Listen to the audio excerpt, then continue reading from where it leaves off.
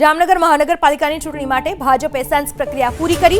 2 દિવસની સેન્સ પ્રક્રિયા દરમિયાન 16 વોર્ડની 64 બેઠક માટે 583 લોકોએ દાવેદારી નોંધાવી, જેમાં વોર્ડ નંબર 12 માં માત્ર 5 દાવેદારો નોંધાયા। વોર્ડ નંબર 1 માં 25, વોર્ડ નંબર 2 માં 28, વોર્ડ નંબર 3 માં 47, વોર્ડ નંબર 4 માં 24, વોર્ડ નંબર 5 માં 34, વોર્ડ નંબર 6 માં 25, વોર્ડ નંબર 7 માં 48 દાવેદારી નોંધાઈ। જામનગર મહાનગરપાલિકાના અનામત રોટેશનના કારણે 50% મહિલા અનામતની સાથે અનુસૂચિત જાતિની તેમજ અનુસૂચિત જનજાતિ અને ઓબીસીની બેઠકો જાહેર થઈ, જેથી પૂર્વ મેયર, સ્ટેન્ડિંગ કમિટીના ચેરમેન, ડેપ્યુટી મેયર સહિતના હોદ્દેદારોએ પોતાની બેઠકો બદલી છે। જામનગર મહાનગરપાલિકાની ચૂંટણી માટે ભાજપે સેન્સ પ્રક્રિયા પૂરી કરી।